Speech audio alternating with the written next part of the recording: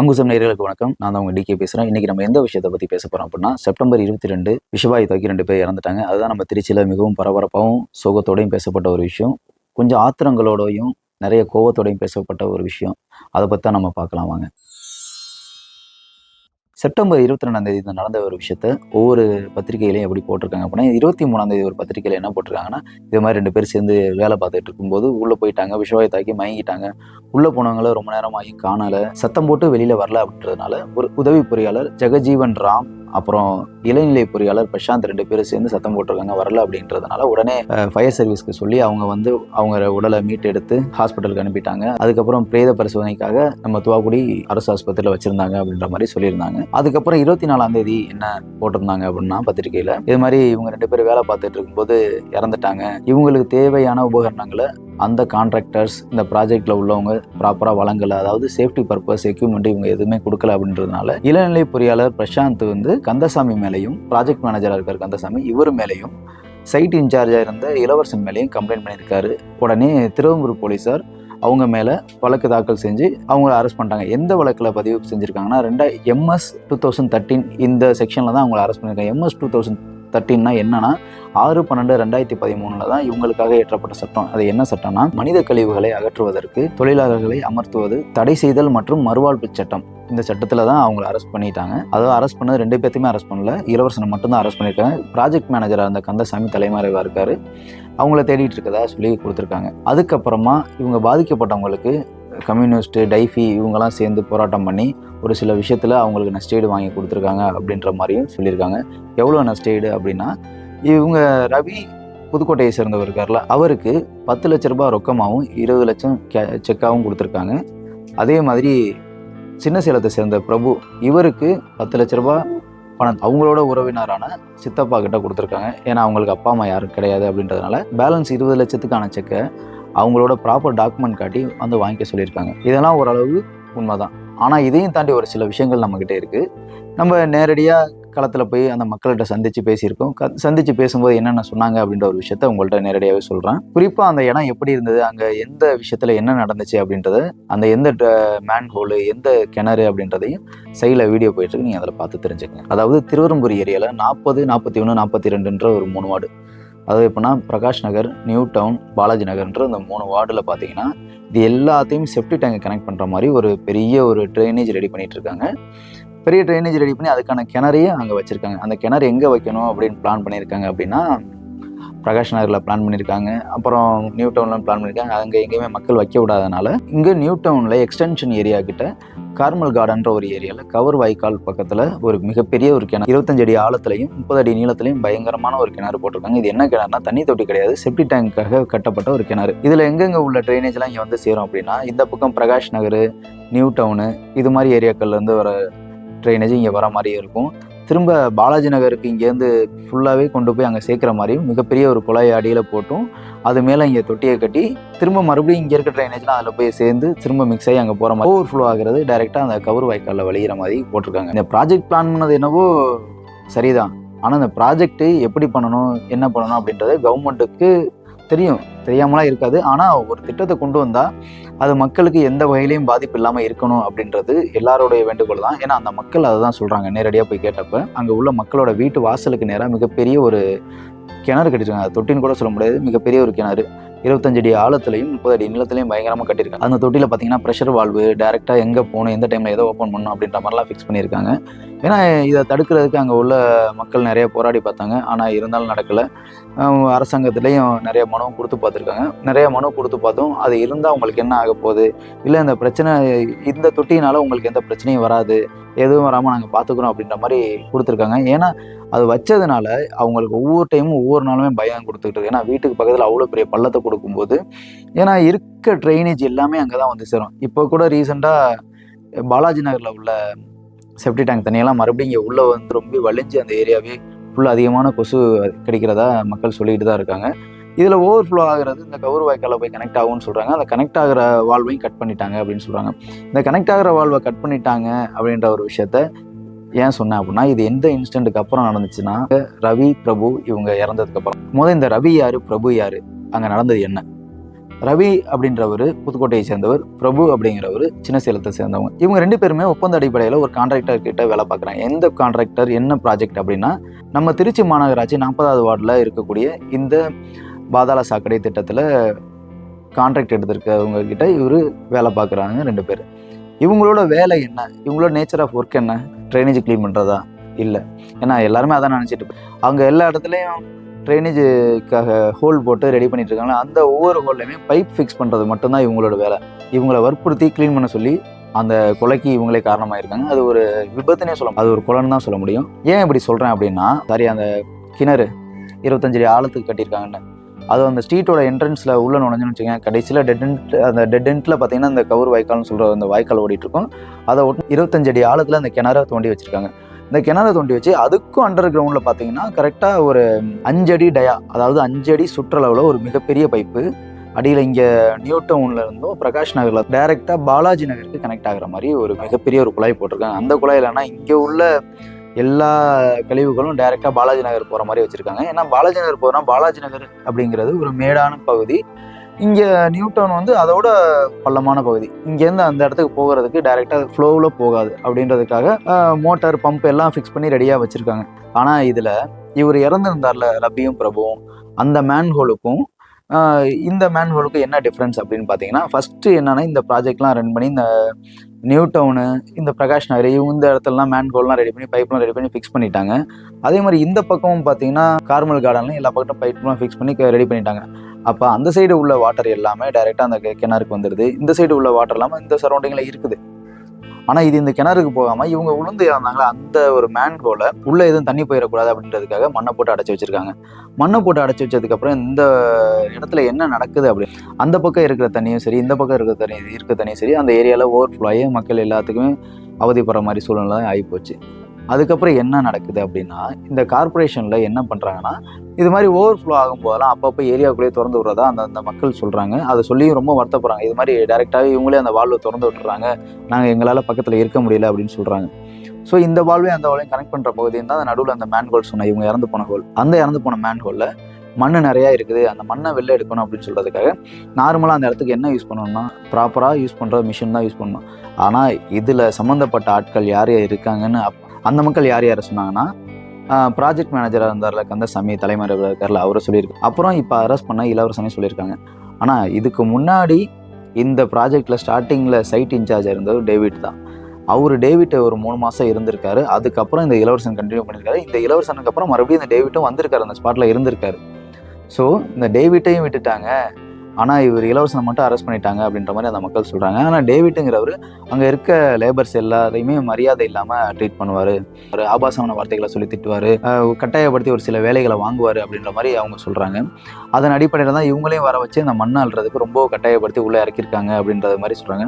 First இந்த புதுக்கோட்டையை சேர்ந்த ரவி உள்ளே இறங்கியிருக்காரு. உள்ளே இறங்கும்போது எப்படி இறங்கியிருக்காருன்னா, நேரடியாக உள்ளே இறங்கினதுமே விஷவாயு தாக்கல அந்த மண் இருக்குது அப்படிங்கிறதுக்காக அவர் இறங்கியிருக்காரு. இறங்கி தலைகீழாக பறிச்சிருக்காரு, அதாவது கால் 2 மேலே உடம்பெல்லாம் கீழே இருக்க மாதிரி அவர் தலைகீழாக அந்த மண்ணை பறிச்சிருக்காரு. கொஞ்சம் கொஞ்சமாக மண்ணை பறிக்க என்ன ஆயிருக்குன்னா, இந்த பக்கம் நியூ டவுன் பிரகாஷ் நகரில் உள்ள தண்ணி, அந்த கழிவு நீர் எல்லாமே ஒரே ஃபோர்ஸ்லையும் கேஸ் ப்ரெஷர்லையும் ஃபுல்லாக ரிலீஸ் ஆனதுமே இவர் அடித்து உள்ளே இழுத்துட்டு போயிடுச்சு. பாதி கால் மட்டும்தான் வெளியில் இருக்குது, பாதி உடம்பு, முக்கால்வாசி உடம்பு உள்ளே போயிடுச்சு. அவர் ஸ்பாட்லேயே இந்த மாதிரி அடித்ததுமே ஒருத்தர் இறந்துட்டார். ஃபஸ்ட்டு போனவர் உள்ளே போய் இறந்துட்டார். உள்ளே போய் இறந்ததுக்கப்புறம் இவங்களும் என்ன பண்ணுறதுன்னு தெரியாமல் அங்கே இங்கே சுற்றிக்கிட்டு இருந்துட்டு திரும்ப என்ன பண்ணியிருக்காங்க, கரெக்டாக அந்த ஒரு வேனை கொண்டு வந்து வச்சுக்கிட்டாங்க. அதாவது ஆம்னி மாதிரி ஒரு சின்ன வேனை வச்சுருக்காங்க. திரும்ப ஒரு லாரியை வச்சு அந்த பக்கம் மறைச்சிக்கிட்டாங்க. மறைச்சதுக்கப்புறம் என்ன நடந்துச்சு அப்படின்றது நிறைய பேருக்கு தெரியலை. உள்ளே எல்லாருமே கயிறை வச்சு தான் உள்ளே ட்ரை பண்ணியிருக்காங்க. உள்ளே யாருமே இறங்கல. மேலே வந்து சும்மா கைத்தை வச்சு இழுக்கலாம் முயற்சி பண்ணியிருக்காங்க. அங்கே இருக்க மக்களும் சொல்லியிருக்காங்க, நீங்கள் ஃபயர் சர்வீஸ்க்கு சொல்லிட்டீங்களான்னு கேட்டதுக்கு இல்லை நாங்கள் சொல்லிட்டோம் அப்படின்னு சொல்லியிருக்காங்க. ஆனால் இவங்க ஃபயர் சர்வீஸ்க்கே இன்ஃபார்ம் பண்ணாமல் இவங்களாம் முயற்சி பண்ணியிருக்காங்க. யாரும் இறங்கி கூட இது பண்ணல. வெளில இருந்து கயிறை விட்டு இழுத்து பார்த்துருக்காங்க. கயிறை விட்டால் இழுக்கிறதுக்கு அவங்களுக்கு உயிர் இருக்கணும், இல்லை ஞாபகம் இருக்கணும், சுயநினைவு இருக்கணும். அப்படி இருந்தால் தான் பண்ண முடியும். எதுவுமே இல்லாதவங்க எப்படி வருவாங்க அப்படின்ற மாதிரி சூழ்நிலைக்கு போக யாராச்சும் இறங்குங்கன்னு சொல்லும்போது அங்கே சுற்றி இருக்க ஆட்கள் யாருமே இறங்கல. அங்கே இன்சார்ஜாக இருந்தவங்க டைரெக்டாக அடுத்த ஒருத்தருக்கு ஃபோன் பண்ணி இங்கே வர வச்சுருக்காங்க. எப்படின்னா, இவர் உள்ளே போன ஒரு ஆளை காணோம், அது மாதிரி ஏதோ ஆக்சிடென்ட் ஏதோ அடிபட்டுருச்சு போல இருக்கு, நீங்கள் சீக்கிரம் வாங்க அப்படின்ற மாதிரி வர வச்சு இது மாதிரி அவரை வெளில தூக்க வச்சுருக்காங்க. வெளில தூக்குறதுக்காக உள்ளே இறங்குறாங்க. உள்ளே இறங்கினோன்னா என்னாச்சுன்னா இவருமே மயக்கம் போட்டுறாரு. மயக்கம் போட்டு இறந்துடுறாரு. இறந்ததுக்கப்புறம் என்ன பண்ணியிருக்காங்க, அங்கே சுற்றி இருந்த 10 பேருமே இல்லை, எல்லாருமே ஓடிட்டாங்க. இன்னும் எதனால ஓடிட்டாங்க அப்படின்னா, ஏன்னா இவர் ஒருத்தர் தான் இருக்கார், இவர் எப்படியாச்சும் தூக்கணும்னா இந்த ஆம்னி வேனில் எடுத்து வச்சுக்கிட்டு யாருக்குமே தெரியாமல் கொண்டு போயிடலாம் அப்படின்ற மாதிரி தான் பிளான் பண்ணியிருக்காங்க.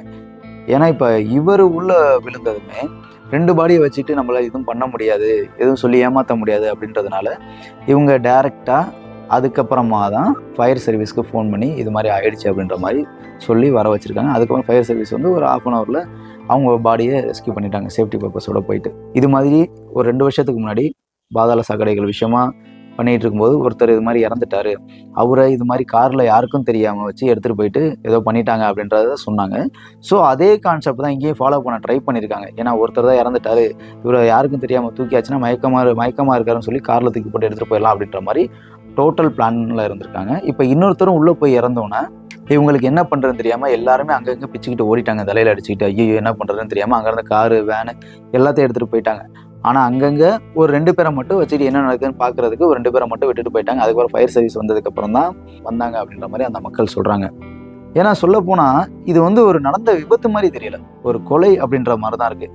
ஏன்னா ஒரு சில விஷயங்கள் விபத்துனா தெரியாமல் நடக்கிறது, எதிர்பாராமல் நடக்கிறது தான் ஒரு விபத்து. ஆனால் ஒரு இண்டஸ்ட்ரியல்லையோ ஒரு தொழில் செய்கிற இடத்துலையோ ஒரு விபத்து நடக்குதுன்னா அது முழுக்க முழுக்க காரணம் வந்து அந்த சைட் இன்சார்ஜ் ப்ராஜெக்ட் மேனேஜர் தான். என்ன ரீசன்னா, ஒரு சில விஷயங்கள் நம்ம ப்ராப்பராக டிசைன் பண்ணுறோமோ இல்லை ஒரு வேலையை செய்கிறோமோ அப்படின்ற மாதிரி ஒரு இன்ஜினியர் கிடையாது. ஒரு சைட்குள்ளே இருக்கிறோம் இல்லை ஒரு ஃபேக்டரிக்குள்ளே இருக்கிறோன்னா அதுக்கான ப்ராப்பர் ரூல்ஸ் அண்ட் ரெகுலேஷன் தெரிஞ்சிருக்கணும். ஏன்னா ஃபேக்ட் அண்ட் ஆக்ட்னு சொல்லி இன்ஜினியரிங்கில் ஒரு சப்ஜெக்டே இருக்குது. ஏன்னா ஃபேக்ட் அண்ட் ஆக்ட்னா ஒரு தொழிலாளரை ஒரு தொழிற்சாலையில் எப்படி நடத்தணும், ஒரு சேஃப்டி பர்பஸ் எப்படி வச்சுக்கணும், அவங்களுக்கு தேவையான விஷயங்கள் என்னென்ன இருக்குது, ரெஸ்ட் ரூம்லேருந்து சாப்பிட்ற இடம் வரைக்கும், அவங்க வச்சுருக்க ஹெல்மெட்டு, சேஃப்டி ஹெல்மெட்டு, ஷூ வரைக்குமே எவ்வளோ வரைக்கும் சேஃப்டியாக இருக்கணும் அப்படின்றது அந்த ஃபேக்ட் அண்ட் ஆக்ட் அந்த சப்ஜெக்ட் தெளிவாகவே சொல்லும். அந்த சப்ஜெக்டை இவங்க தெளிவாக படித்தாங்களா இல்லை படிக்கலையா, இல்லை மிஷினை வச்சு க்ளீன் பண்ணால் நிறைய காஸ்ட் ஆகும், ஆளை வச்சு சும்மா ஏதாச்சும் சரக்கு வாங்கி கொடுத்து ஆளுங்களை வச்சு க்ளீன் பண்ணிடலாம், மீதி காசு ஆட்டையை போட்டுடலாம் அப்படின்ற ஒரு எண்ணத்தில் பண்ணாங்களான்னு தெரியல. ஏன்னா ப்ராப்பராக இந்த சப்ஜெக்டை படித்து ஃபேக்ட் அண்ட் ஆக்ட்னு ஒரு விஷயம் தெரிஞ்சால் மட்டும்தான் சைட்டில் ஒர்க் பண்ணுறதுக்கான ப்ராப்பர் தகுதி இருக்குன்னே நான் சொல்லுவேன். ஃபேக்ட் அண்ட் ஆக்ட்னா என்னன்னு நிறைய இன்ஜினியர்ஸ்க்கு தெரியும், தெரியாத இன்ஜினியர்ஸ் தயவு செஞ்சு தெரிஞ்சுக்கோங்க. ஒரு ஃபேக்டரியில் ஒரு சில விஷயங்களை ஒர்க் பண்ணணும், ஒரு நம்மளுக்கு கீழே சூப்பர்வைசர் இருக்காங்க, லேபர்ஸ் இருக்காங்க அப்படின்னா அவங்கள எந்த லெவலில் நம்ம ஹேண்டில் பண்ணணும், அவங்களுக்கு குறிப்பாக வேலை செய்கிறதுக்கு முன்னாடியும் சரி, செஞ்சுக்கிட்டு இருக்கப்பையும் சரி, செஞ்சதுக்கப்புறமும் என்னென்ன தேவைகள்னு ஒரு குறிப்பான ஒரு சில விஷயங்கள் இருக்குது. அதை தெரிஞ்சுக்கிட்டு சில விஷயங்களை நீங்கள் வேலையை வாங்குங்க, வேலையை கொடுங்க. அதே மாதிரி இந்த விஷயத்தில் யார் யார் சம்மந்தப்பட்டிருக்காங்க அப்படின்றத டைரெக்டாக திருவம்பூர் காவல்துறையினர்கிட்ட விசாரித்ததில் ப்ராஜெக்ட் மேனேஜர் கந்தசாமி மேலேயும் சைட் இன்சார்ஜ் இளவரசன் மேலேயும் கேஸ் ஃபைல் பண்ணி இளவரசன் அரெஸ்ட் பண்ணிட்டோம், கந்தசாமி தலைமறைவாக இருக்காரு அப்படின்னு சொல்லிட்டாங்க. அவரை தேடி வரோம், இன்னும் மேற்கொண்டு இதில் யார் யார் சம்மந்தப்பட்டிருக்காங்க நாங்கள் விசாரிச்சுட்டு இருக்கோம் அப்படின்னு சொல்லியிருக்காங்க. ஆனால் அங்கே மக்கள் கொடுத்த தகவல் என்னென்னா, இதில் project manager Kandasamy, site incharge Ilavarasan மட்டும்தான் சொல்லியிருக்காங்க. இதில் டேவிட்னு ஒருத்தர் இருக்கார், முக்கியமாக அவர் தான் இங்கே இருக்கிற லேபர்ஸ்லாம் மரியாதை இல்லாமல் நடத்துவார், ரொம்ப வேலை வாங்குவார், மிரட்டி வேலை வாங்குவார், ரொம்ப ஆபாசமான வார்த்தைகள்லாம் பேசுவார்ன்ற மாதிரி அவங்களும் சொல்லியிருக்காங்க. இது மட்டும் இல்லாமல் ரிட்டையர்டு இன்ஜினியர், அதாவது கவர்மெண்ட் இன்ஜினியர் ரிட்டையர்ட் ஆனவர் கண்ணன் அப்படின்றவரோட அட்வைஸில் தான் இவங்க ப்ராஜெக்ட் ரன் பண்ணிட்டு இருக்காங்க. இவங்க இந்த கண்ணன்றவர் வந்து இவங்களுக்கு ஒரு அட்வைஸராக இருக்காங்க அப்படின்ற மாதிரி அந்த மக்கள் சொல்கிறாங்க. இதில் இவங்க எல்லாமே 40, 41, 42 ஜேஇயாக இருக்க பிரசாந்த், அவரோட அசிஸ்டன்ட் கதிர், இவங்களும் இதுக்கு உடந்தையாக இருக்காங்க. அதே மாதிரி குறிப்பாக இந்த 40வது வார்டு கவுன்சிலர் சிவா, இவருக்கும் சில விஷயங்கள் தெரிஞ்சு தான் நடக்குது, இது தெரியாமலாம் எப்படி எதுவுமே நடக்காது. அவங்க கேட்குற கேள்வி என்னென்னா, அந்த மக்கள் இங்கே வேலை பார்க்குற ஆட்களை யாருமே இங்கே லோக்கல் ஆட்கள் கிடையாது, எல்லாருமே பார்த்தீங்கன்னா சேலம், சின்ன சேலம், இது மாதிரி புதுக்கோட்டை, அண்டை மாவட்டங்கள்லாம் தான் வந்து வேலை பார்க்குறாங்க, உள்ளூர்காரவங்க யாருமே இல்லை. இந்த ப்ராஜெக்டை எடுத்தது தான் யார், என்ன தான் நடக்குது இங்கே தெரியலை, இந்த திட்டங்கள் மக்களுக்கு நல்லதுக்காக வந்துச்சா இல்லை மக்களை சிரமப்படுத்துறதுக்காக வந்துச்சா அப்படின்றதும் தெரியலை, இல்லை மக்களை தான் சிரமப்படுத்துதா அப்படின்னு பார்த்தா இங்கே வேலை பார்க்குறவங்களுக்கே பாதுகாப்பு இல்லாமல் வேலை பார்த்துக்கிட்டு இருக்காங்க. அவங்கள நினைக்கிறப்ப எங்களுக்கே கஷ்டமாக இருக்கும். எல்லாருமே பாவம் ஒரு வேளை சாப்பாட்டுக்காக கஷ்டப்படுறவங்க தான், பண்ணுற அன்னன்னைக்கான கூலியை வாங்கி அவங்க குடும்பத்தை காப்பாற்றுறதுக்காக வேலைக்கு வரவங்க. இவங்கள நம்பி அவங்க குடும்பம் இருக்கும். இப்படி இவங்கள நம்பி அவங்க குடும்பம் இருக்கும்போது நம்பி வந்த இடத்துல இப்படி துரோகம் பண்ணுற மாதிரி அவங்கள ஒரு கொலை பண்ணிட்டாங்களே, இது விபத்துனே கூட சொல்ல முடியாது, அவங்கள உள்ள இறக்கி கொலை பண்ணிட்டாங்க. இப்போ அவங்க குடும்பத்துக்கு யார் பதில் சொல்லுவா? இப்போ பணம் கொடுத்தா நஷ்டஈடு கொடுத்தா மட்டும் ஈடாயிருமா அப்படின்ற மாதிரி அவங்க ரொம்பவும் ஆக்ரோஷத்தோடையும் கோபத்தோடையும் ஆதங்கத்தோடையும் பேசுகிறாங்க. ஏன்னா இவங்க 22ஆம் தேதி இறந்ததுக்கப்புறம் நைட்டு துவாக்குடி ஜிஹெச்சில் பேச்சுவார்த்தை போயிட்டு இருக்கும்போது என்ன சொல்கிறாங்க அப்படின்னா, இவங்க டைஃபிலையும் கம்யூனிஸ்ட்லேயும் சேர்ந்து அவங்க எல்லாருமே சேர்ந்து கேட்டுட்டு இருக்காங்க. இது மாதிரி இவங்களுக்கு நியாயம் வேணும், இறந்த குடும்பத்துக்கு நியாயம் வேணும், நஷ்டஈடு வழங்கணும்னு சொல்லி கேட்டுட்டு இருக்காங்க. மாநகராட்சி கான்ட்ராக்டர் எடுத்து இந்த கான்ட்ராக்டர் சைடு என்ன சொல்கிறாங்க அப்படின்னா, ஒவ்வொருத்தருக்கும் நாங்கள் 5 லட்சம் தரோம், இந்த பிரச்சனை இதோட விட்டுருங்க அப்படின்ற மாதிரி கேட்டிருக்காங்க. இது எப்படி 5 லட்சம் தர முடியும்? அதெல்லாம் முடியாது. நீங்கள் இன்சூரன்ஸ் போட்டிருப்பீங்களா, அந்த இன்சூரன்ஸை கொடுங்க. இவங்க 2 பேர்த்துக்கும் தலா 30 லட்சம் கொடுங்க. இவங்க ஃபேமிலியில் ஒருத்தருக்கு கவர்மெண்ட் வேலை கொடுங்க அப்படின்ற மாதிரி சொல்லி கேட்டிருக்காங்க. இல்லை அதெல்லாம் முடியாது அப்படின்ற மாதிரி சொன்னதுக்கப்புறம் அதுக்கு அடுத்த நாள் துவாக்குடி நகராட்சி ஆஃபீஸில் வச்ச மீட்டிங்கில் அதுக்கப்புறமா இந்த மாதிரி தலா 30 லட்சம் தரோம் அப்படின்ற மாதிரி சொல்லி தான் 10 லட்சம் ரொக்கமாகவும் 20 லட்சம் செக்காகவும் கொடுத்துருக்காங்க. இவர் ரவிக்கு கொடுத்துருக்காங்க. பிரபுவுக்கு அவங்க அப்பா அம்மா இல்லாதனால அவங்களோட சித்தப்பா கிட்ட 10 லட்சம் ரொக்கத்தை கொடுத்துருக்காங்க. 20 லட்சம் செக்கை டைரெக்டாக நீங்கள் ப்ராப்பர் டாக்குமெண்ட் கொடுத்துட்டு வாங்கிக்கோங்கன்னு சொல்லியிருக்காங்க. அதே மாதிரி இந்த மக்கள் சொல்கிற விஷயம் என்னென்னா, இங்கே செப்டி டேங்க் எல்லார் வீட்லேயும் இருக்குது. எக்ஸ்டென்ஷன் ஏரியா தான் இது, பெரிய இடம் தான். இங்கே எல்லார் வீட்லேயும் செப்டி டேங்க் இருக்குது. எதுக்காக மாநகராட்சி இங்கே ட்ரைனேஜ் போடுறாங்க?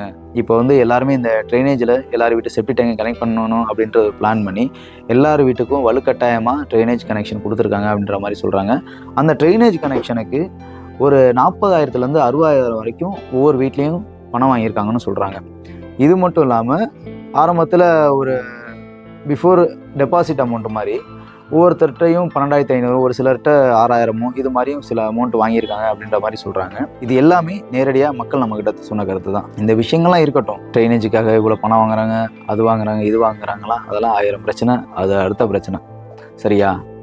குறிப்பாக இந்த 2 பேர் இறந்ததுக்கு ஒரு நியாயம் வேணும். இது இவங்க 2 பேர்த்தோட மட்டும் முடியாது. இறந்தவங்க அதாவது ரவி, பிரபு இவங்க 2 பேர்த்தோட மட்டும் முடியாது. இதுக்கு முன்னாடியும் ஒருத்தர் 2 வருஷத்துக்கு முன்னாடி இறந்துருக்காங்க.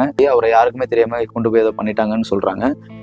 இது இல்லாமல் தமிழ்நாட்டில் அங்கங்கே ஒரு சில விஷயங்கள் நடந்துட்டு தான் இருக்குது. இதுக்கப்புறமும் இது நடக்குமா நடக்காதான்னு இன்னும் யாருக்கும் தெரியல.